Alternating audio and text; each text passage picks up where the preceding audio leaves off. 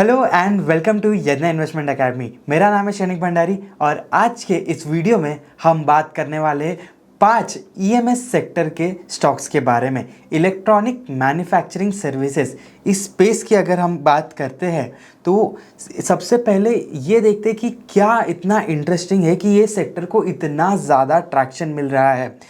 एक important metric अगर हम यहाँ पे देखें कि इंडस्ट्री की ग्रोथ कैसी है यहाँ पे। इंडस्ट्री जो है पूरा जो इंडिया का इलेक्ट्रॉनिक्स मार्केट अगर जब हम देखते हैं तो it is more than 9,000 billion.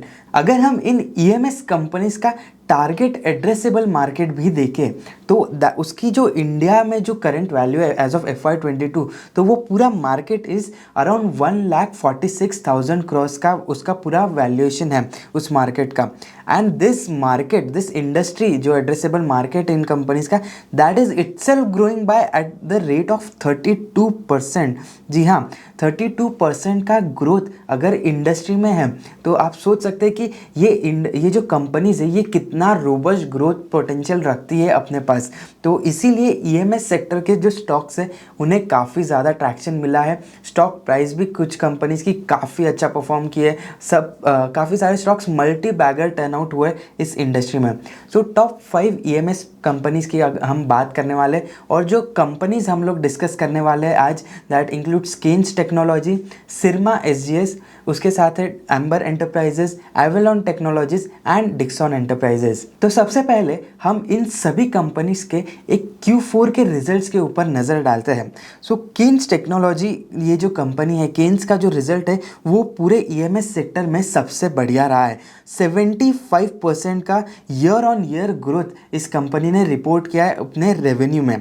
और इसी के साथ साथ इनका जो ऑपरेटिंग प्रॉफिट है उसमें भी 87% का इंक्रीज यहाँ पे देखने को मिल रहा है। ये वन ऑफ दोज कंपनीज है जिन्होंने अपने मार्जिन्स को इम्प्रूव किया है। अगर हम थ्रू आउट द सेक्टर देखें तो मार्जिन पे इम्पैक्ट आना बहुत नॉर्मल बात रही थी इस क्वार्टर में स्पेसिफिकली। तो मार्जिन मेंटेन करके रेवेन्यू ग्रोथ भी ड्राइव करना ये इस कंपनी की एक स्ट्रेंथ है। तो वो दर्शाता है कि ये कंपनी के पोटेंशियल्स काफ़ी अच्छे हैं। इसके साथ साथ कंपनी का अगर हम नेट प्रॉफिट देखें तो वो 97% यहाँ पे इंक्रीज हुआ है। तो नेट प्रॉफिट डबल हो चुका है इन Q4 FY24। वहीं हम सिरमा की बात करें तो यहाँ पे भी रेवेन्यू ग्रोथ काफ़ी रोबस्ट रही थी। 67% का रेवेन्यू ग्रोथ हमें देखने को मिला था। लेकिन यहाँ पे कंसर्निंग चीज़ ये है कि जो ऑपरेटिंग प्रॉफिट ग्रोथ है that has just been 10%। 400 basis points का राउंडेड ऑफ किया है हमने यहाँ पे सारे जो मार्जिन चेंज है उसको, तो 100 बेसिस पॉइंट्स। तो 400 बेसिस पॉइंट्स का यहाँ पे मार्जिन में कॉन्ट्रैक्शन नज़र आ रहा है। And that is a very concerning thing for manufacturing space की मार्जिन जब घटते हैं। बिकॉज ऐसा नहीं कि इन कंपनीज के मार्जिन बहुत ज़्यादा है। Because if you look at Syrma, if you look at Avalon, Dixon, ये सारी लो मार्जिन कंपनीज है। मार्जिन पे अगर कंपनीज के पास ज़्यादा वेरिएबिलिटी नहीं रहती है तो इनकी प्रॉफिटेबिलिटी पे बहुत जल्दी हिट आ जाता है। नेट प्रॉफिट में भी अगर हम देखें तो सिरमा का जो नेट प्रॉफिट है इस क्वार्टर में 18% से गिरा था। वहीं एवेलॉन का रेवेन्यू जो है वो 20% डिक्लाइन हुआ। एवेलॉन का रेवेन्यू का जो डिक्लाइन हुआ है उसका मेन रीज़न ये है कि ये अकेली ऐसी कंपनी है ईएमएस स्पेस में जिनका यूएस में मैन्युफैक्चरिंग प्रेजेंस है। एंड यूएस के कुछ इकोनॉमिक हेडविंड्स के वजह से उन्हें वो प्लांट बंद करना पड़ा एंड वहीं से इनको प्रॉब्लम शुरू हुई है। तो मैनेजमेंट होपफुल है कि FY25 में ये लोग रिकवर करेंगे। लेकिन जब तक कि यूएस प्लांट का ये प्रेशर्स नहीं हटते, जब तक कि यूएस प्लांट की रिकवरी नहीं होती, एवेलॉन टेक्नोलॉजीज पे ये एक ओवरहैंग हमेशा रहेगा। That was the big concern that Avalon technologies face during this quarter. उसी की वजह से ऑपरेटिंग प्रॉफिट में 55% का डिक्लाइन आया है। तो एक और चीज़ एवेलॉन को जो डिफ्रेंशिएट करती है दैट इज़ उनके फिक्स्ड कॉस्ट जो है वो बहुत हाई है। यहाँ पे ऑपरेटिंग लेवरेज दोनों साइड भी बहुत स्ट्रांगली प्ले आउट होता है। जब इस कंपनी का रेवेन्यू बढ़ता है तो उनके जो ऑपरेटिंग मार्जिन है वो काफ़ी तेज़ी से एक्सपांड होते हैं because of the operating leverage. लेकिन उसी का नेगेटिव इम्पैक्ट हमने इस क्वार्टर में देखा इन Q4 FY24 जब इस कंपनी का रेवेन्यू डिक्लाइन हुआ है। कंपनी का जो नेट प्रॉफिट है वो सिर्फ 7 करोड़ पर आके रह गया है। डिक्सॉन की अगर हम बात करें तो 52% का रेवेन्यू ग्रोथ यहाँ पे डिक्सॉन ने डिलीवर किया है। एक और स्ट्रॉन्ग रोबस्ट ग्रोथ स्टोरी है। ऑपरेटिंग प्रॉफिट जो है 26% से ग्रो हुई है। तो यहाँ पे भी मार्जिन पे डिक्लाइन देखने को मिला है, थोड़े प्रेशर्स मार्जिन पे डिक्सॉन के लिए भी रहे थे। एंड ईयर ऑन ईयर में अगर हम नेट प्रॉफिट की बात करें तो 18% का इंक्रीज़ यहाँ पे देखने को मिला था। एम्बर एंटरप्राइज का रेवेन्यू भी गिरा है। सो इसका एक रीज़न ये है कि जो एम्बर एंटरप्राइजेज में एक काफ़ी मेजर चेंज हो रहा है कि उनका जो बिज़नेस है वो पूरा स्ट्रक्चरली एक शिफ्ट हो चुका है। सो पहले कंपनीज जो इनका मेजर सेगमेंट है कंज्यूमर ड्यूरेबल्स वाला, एंड उसमें भी जो उनका आरएसी वाला सेगमेंट है जो रूम एसीज बनाते हैं ये लोग, तो एम्बर एंटरप्राइजेज अराउंड 27% का मार्केट शेयर यहाँ पे कमांड करता है रूम एसीज के इंडस्ट्री में when it comes to B2B manufacturing. So AC industry में ऐसा हो रहा है कि जो OEMs है जैसे कि वर्लपूल हो गया, हैवेल्स का लॉयड है, वोल्टास है, ब्लू स्टार है, जॉनसन हिताची है, तो ये जो OEMs है जो डायरेक्टली जो ओरिजिनल इक्विपमेंट मैन्युफैक्चरर्स है वो लोग इन हाउस कैपेसिटी सेट कर रहे हैं। एंड जो B2B कंपनी है जैसे कि एम्बर एंटरप्राइजेज, तो उनका जो रेवेन्यू है वो जो पूरा जो वो लोग एसी बना रहे थे उसकी जगह वो सिर्फ कंपोनेंट सप्लाई पे आ गया है।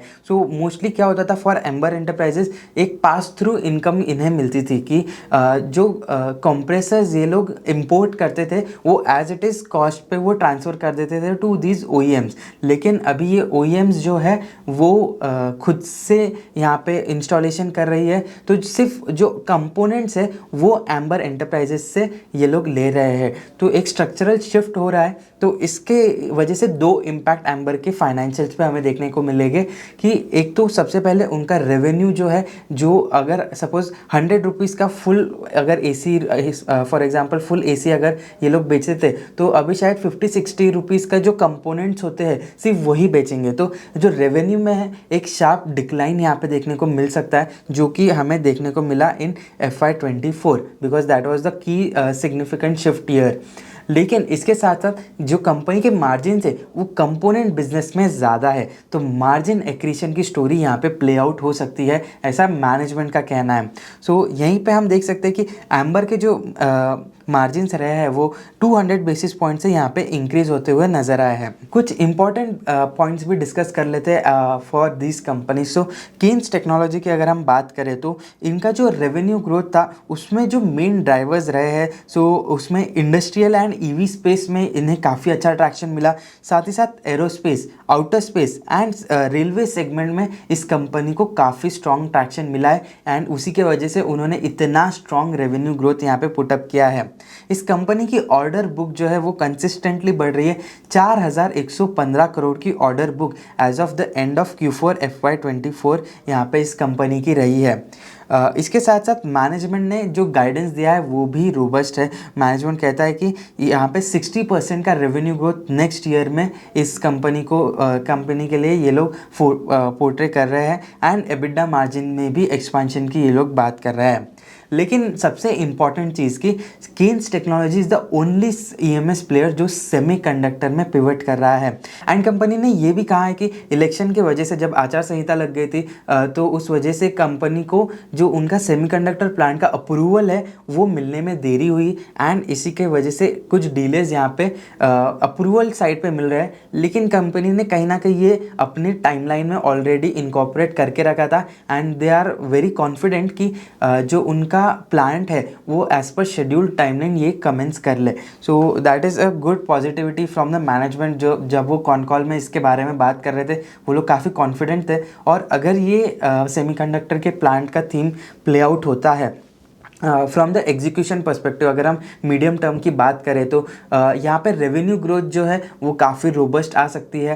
एंड प्लस ये जो सेमीकंडक्टर का स्पेस है, जो इनका OSAT का बिजनेस है, तो वो एक मार्जिन एक्रेटिव बिजनेस भी बन सकता है इस कंपनी के लिए। नेक्स्ट हम बात करेंगे एवलॉन के बारे में। सो एवलॉन का जो कंसर्न यहाँ हमने पहले भी डिस्कस किया कि US बिजनेस में स्लो डाउन यहाँ पे देखने को मिला है, and that was the entire reason कि यहाँ पे कंपनी के जो रेवेन्यू है वहाँ पे डी ग्रोथ देखने को मिली है।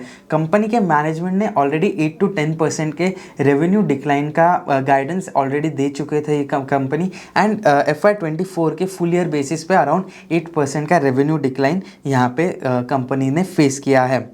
उसके साथ साथ negative impact of operating leverage, ये इसी के वजह से कंपनी के मार्जिन जो है वो शैटर हो गए थे। एंड कंपनी कह रही है कि H1 FY25 ये जो करंट पीरियड चल रहा है उसमें कंपनी रिकवरीज एक्सपेक्ट कर रही है। मैनेजमेंट ने ये भी बताया कि 1-1.5 महीने में जब कॉन कॉल हुआ था तो 1-1.5 महीने में उनका ट्रैक्शन जो है वो काफ़ी अच्छा नज़र आ रहा था। US की जो ऑर्डर बुक्स है वहाँ पे भी इंक्रीज जो है वो काफ़ी रोबस्ट है। तो उस वजह से कंपनी का मैनेजमेंट ये एक्सपेक्ट कर रहा है कि H2 में जो है वो अच्छी ग्रोथ यहाँ पे एक्सपेक्ट हो सकती है। इसके साथ साथ कंपनी ये भी बोल रही है कि ये लोग जो अपना गाइडेंस है वो थोड़ा कंजर्वेटिव साइड पर रख रहे हैं। लेकिन ओवरऑल अगर हम इनकी ऑर्डर बुक देखें तो वो काफ़ी रोबस्ट नज़र आ रही है। डिक्सॉन की अगर हम बात करें तो डिक्सॉन टेक्नोलॉजीज अगेन 52% का रेवेन्यू ग्रोथ यहाँ पे आया। टॉप लाइन जो है उसमें सबसे मेजर कंट्रीब्यूटर जो रहा है इस पूरे ग्रोथ स्टोरी का, that was the mobile and EMS business. ये सेगमेंट जो है इस कंपनी का मेजॉरिटी रेवेन्यू फॉर्म करता है, एंड यहाँ पे 119% का ग्रोथ यहाँ पे देखने को मिला है। कंपनी अपने मोबाइल बिजनेस पे बहुत ज़्यादा बुलिश है, एंड कंपनी ने अपने स्मार्टफोन मैन्युफैक्चरिंग कैपेबिलिटीज़ को बढ़ाया है। ऑलमोस्ट 40 मिलियन यूनिट्स की कैपेसिटी इन्होंने कर ली है, एंड फीचर फोन्स की इनकी 45 मिलियन यूनिट्स की कैपेसिटी है। इसके साथ साथ वो स्मार्टफोन डिस्प्लेज में भी अपना नया केपेक्स कर रहे हैं, तो उस वजह से भी कंपनी का जो है वो आगे जाके फोकस जो रहेगा मोबाइल फ़ोन्स पे काफ़ी ज़्यादा दिखाई दे सकता है। एम्बर एंटरप्राइजेस की अगर हम बात करें तो ये कंपनी का जो रूम एसी पे जो डिपेंडेंस था, FY18 में ये 72% रेवेन्यू फॉर्म करता था as from the consolidated business perspective, and अभी वो जो नंबर है वो 40% पे आ चुका है। कंपनी अपना पोर्टफोलियो एसी सेगमेंट से डीलिवरेज करना चाह रही है, एंड ये एग्जीक्यूशन काफ़ी स्ट्रांगली ये लोग कंसिस्टेंटली कर रहे हैं। तो डिपेंडेंस जो है ओवरऑल RAC सेगमेंट में वो कम होता हुआ नज़र आ रहा है, एंड इसी का जो इम्पैक्ट है कि जो स्ट्रक्चरल शिफ्ट दिख रहा है एसी सेगमेंट में, एसी इंडस्ट्री में, उससे इनकी जो प्रॉफिटेबिलिटी पे हिट होगा या जो इनके रेवेन्यू पे हिट होगा वो मिनिमलाइज हो जाए। कंपनी का एक और कहना है कि इनका जो RAC का इन हाउस असेंबली का जो भी फंडामेंटल चेंज होने वाला था वो अभी ऑलमोस्ट कंप्लीट हो गया है ओवरऑल इंडस्ट्री वाइड, एंड इसके बाद से कंपनी स्ट्रॉन्ग रेवेन्यू ग्रोथ इस सेगमेंट में फोर्सी कर रही है। And the company is also focusing on newer segments जैसे कि इलेक्ट्रॉनिक्स हो गया या रेलवेज का सेगमेंट है, तो सिडवाल करके इन्होंने एक एक्विजिशन किया, तो वहाँ पे इन्हें काफ़ी अच्छे ट्रैक्शन दिख रहा है। एंड दीज 2 सेगमेंट्स जो न्यूअर सेगमेंट्स है वो मार्जिन एक्रेटिव रहेंगे इस कंपनी के लिए, और हायर ग्रोथ पोटेंशियल्स भी इन सेगमेंट्स में दिखाई देती है। एम्बर को इस क्वार्टर में 15 करोड़ का PLI ग्रांट भी अलॉट हुआ है। यहाँ पे एक और चीज़ है कि PLI का बेनिफिट इस EMS सेक्टर के लिए एक एडिशनल बून बन के आया है। सिरमा की अगर हम बात करें तो इनका जो रेवेन्यू ग्रोथ रहा था तो 93% ग्रोथ कंज्यूमर सेगमेंट में देखने को मिली थी, एंड 147% की ग्रोथ हेल्थ केयर सेगमेंट में देखने मिली थी। हेल्थ केयर तो कंपैरेटिवली छोटा सेगमेंट है, बट कंज्यूमर सेगमेंट जो है इस कंपनी का वो एक सब्सटैंशियल पोर्शन फॉर्म करता है, एंड उसी ने ज़्यादा ड्राइव किया है ओवरऑल रेवेन्यू ग्रोथ को। कंपनी बता रही है कि उनका जो ऑर्डर बुक है उसमें ऑलमोस्ट 4,500 करोड़ का ऑर्डर बुक यहाँ पे उनके पास है, एंड उसमें 22 to 25% जो है वो एक्सपोर्ट मिक्स है। तो एक्सपोर्ट पे भी कंपनी अभी फोकस कर रही है। एक बारी हम फुल ईयर के नंबर्स पे भी ध्यान देते हैं इन सभी कंपनीज के। केन्स का full year revenue growth was 60%, profit growth was 71%, and net profit was around 183 crores, that is 93% का रेवेन्यू ग्रोथ। सिरमा की अगर हम दूसरे साइड पे बात करें तो 3000 करोड़ से भी ज़्यादा का रेवेन्यू है, 54% का ग्रोथ यहाँ पे देखने को मिला है, लेकिन सिर्फ 108 करोड़ का रेवेन्यू नेट प्रॉफिट इस कंपनी का है। अगर हम देखें कि फुल ईयर के बेसिस पे अगर हम इन सभी कंपनीज़ को देखें तो केन्स का जो ऑपरेटिंग प्रॉफिट मार्जिन है वो पूरे इंडस्ट्री में ऑन अ हायर साइड रहा है। सिरमा का ओवरऑल ऑपरेटिंग मार्जिन गिरा है इस ईयर में as compare to FY23, similar with Avalon. So 13% से 9% पे इनके मार्जिन्स आ गए। लेकिन डिक्सॉन जो है वो एक very high volume and low margin segment में ऑपरेट करती है, तो इसी वजह से यहाँ पे उनके मार्जिन जो है वो कंसिस्टेंटली 4-4.5-5% के बीच में होवर करते हैं एबिटा मार्जिन्स की अगर हम बात करें तो। एम्बर एंटरप्राइजेस ने यहाँ पे ओवरऑल ऑपरेटिंग मार्जिन में एक्रीशन देखा है, लेकिन इस सब में जो सबसे रोबस्ट मार्जिन जिनके है दैट इज़ केन्स टेक्नोलॉजी, जो 17% के मार्जिन पे अभी स्टैंड करते हैं। अगर हम डिक्सॉन की बात करें तो 45% का फुल ईयर पे यहाँ पे रेवेन्यू ग्रोथ इस कंपनी का था एंड 43% का नेट प्रॉफिट ग्रोथ इस कंपनी ने यहाँ पे रिपोर्ट किया है। अगर हम रेवेन्यू ट्रेंड्स की बात करें तो रेवेन्यू डिक्सॉन का रोबस्टली ग्रो हो रहा है 3000 से ऑलमोस्ट 4600 करोड़। सो और ओवरऑल इंडस्ट्री में अगर हम देखें तो ये सबसे बड़ी कंपनी है in terms of revenue as well. So 4600 crore का रेवेन्यू इस कंपनी का है। वहीं हम केन्स की बात करें तो केन्स का जो रेवेन्यू है वो कंपैरेटिवली काफ़ी कम है, सिर्फ 600 करोड़ का रेवेन्यू ये कंपनी कर रही है। Amber enterprises on the other hand it is also well established player, लेकिन यहाँ पे साइक्लिकलिटी जो है हम देख सकते हैं रेवेन्यू में जो साइक्लिकलिटी है स्पेशली इन Q4 में एसीज का सेगमेंट ज़्यादा अच्छा परफॉर्म करता है, तो उसी वजह से Q4 में रेवेन्यू जंप यहाँ पे इस कंपनी को नज़र आता है। तो एक ट्रेंड हम यहाँ पे देख ही सकते हैं कि Q1, Q2, Q3 ये कंपेरेटिवली लोअर रेवेन्यू से के क्वार्टर्स रहे हैं एज़ कम्पेयर टू Q4। एक इंटरेस्टिंग चीज़ यहाँ पे अभी हम आपके सामने प्रेजेंट कर रहा हूँ मैं। जो EMS का जो स्पेस है तो उसको अगर हम मार्जिन और वॉल्यूम प्रोफाइल के हिसाब से 4 क्वाड्रेंट्स में बांट दें तो मोबाइल फ़ोन्स जो है या लाइटिंग डिवीज़न जो है वो high volume and low margin segments आते हैं। ये जो सेगमेंट्स होते हैं यहाँ पे नंबर ऑफ़ यूनिट्स जो है वो बहुत ज़्यादा रहेंगे, लेकिन इनमें जो मार्जिन्स होते हैं वो बहुत कम होते हैं, हार्डली 2 to 3 या 4% के मार्जिन्स होते हैं। एंड इस स्पेस में जो कंपनी सबसे ज़्यादा काम करी दैट इज़ डिक्सॉन टेक्नोलॉजीज़। उनके रेवेन्यू सबसे ज़्यादा है लेकिन मार्जिन जो है वो पूरे इंडस्ट्री में सबसे कम है। उसके बाद अगर low volume and low margin की बात करें तो आईटी एंड ऑटोमेटिव सेगमेंट जो है वो लो वॉल्यूम्स होते हैं एंड वहाँ पे मार्जिन भी कंपैरेटिवली कम होते हैं। उसके अलावा अगर हम बात करें कि कौन से हाई मार्जिन सेगमेंट्स हैं जिनका वॉल्यूम शायद लो हो, टेलीकॉम है, aerospace and defence, industrial segment, railways, medical devices, तो ये सारे जो क्लीन एनर्जी, मैग्नेटिक्स, तो ये सारे जो सेगमेंट्स हैं इनमें जो कंपनीज काम कर रही है that includes Kaynes technology, Syrma SGS, Avalon भी इसी क्वाड्रेंट में फॉल करती है and Amber enterprises as well. ये जो सेगमेंट्स है ये बेसिकली मार्जिन एक्रेटिव हो सकते हैं और जितना ज़्यादा मार्जिन रहेगा उतना इन कंपनीज को बेनिफिट रहेगा। RFID एंड IoT डिवाइसेस जो है वो सबसे ज़्यादा यहाँ पे मार्जिन्स कमांड करते हैं और यहाँ पे वॉल्यूम भी इन सेगमेंट में सबसे ज़्यादा होता है, लेकिन जो भी हमारी कंपनीज अंडर रिव्यू है उनमें से कोई भी इस सेगमेंट में काम नहीं करता है। अगर हम सेगमेंट मिक्स देखना चाहे कि कौन सी कंपनीज कौन से सेगमेंट में है, केन्स टेक्नोलॉजी का मेजर रेवेन्यू जो आता है 29% comes from automotive segment and industrial and EV segment contributes around 47% revenue. वहीं हम अगर सिरमा SGS की बात करें तो ऑटोमोटिव सेगमेंट 21% रेवेन्यू कंट्रीब्यूट करता है, इंडस्ट्रियल 26 एंड कंज्यूमर सेगमेंट जो है वो लगभग 40% रेवेन्यू कंट्रीब्यूशन कर रहा है। एवेलॉन टेक्नोलॉजीज़ का जो रेवेन्यू है वो कहीं ना कहीं स्प्रेड आउट है, इवनली मिक्स, यहाँ इवन मिक्स देखने को मिल रहा है। क्लीन एनर्जी से 18%, रेलवे सेगमेंट से 26%, जो इस कंपनी का इंडस्ट्रियल सेगमेंट है वो 28% पे है। उसके अलावा communication devices 13% and medical and defence and other devices these contribute around 15% of their revenues. Dixon की अगर हम बात करें तो 62% जो है मोबाइल एंड EMS से ये आता है एंड कंज्यूमर इलेक्ट्रॉनिक्स से 23% रेवेन्यू इस कंपनी का आता है। वहीं एम्बर की बात करें तो कंज्यूमर ड्यूरेबल से 75% का रेवेन्यू आता है, इसमें 40% जो है वो तो सिर्फ रूम एसी से ही आ रहा है।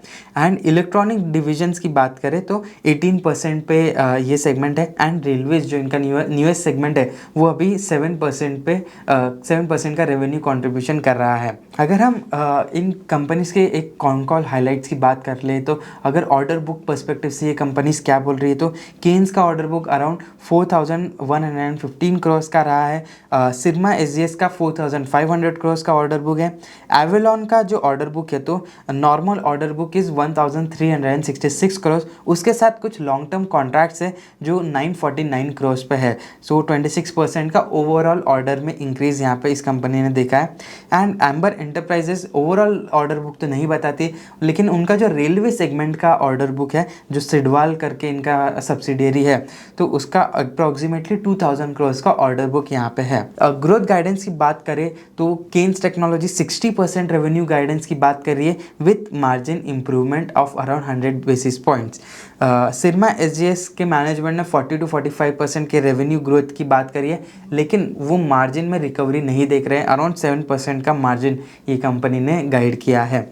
एवेलॉन की अगर हम बात करें तो टॉप लाइन में कंपनी का जो इश्यूज़ है वो बोल रहे हैं कि अभी जाके आगे जाके रिजॉल्व हो जाएंगे इस ईयर में। एंड 14 to 18% का रेवेन्यू ग्रोथ यहाँ पे देखने को मिल सकता है। And this growth would largely be in the second half of the financial year 25।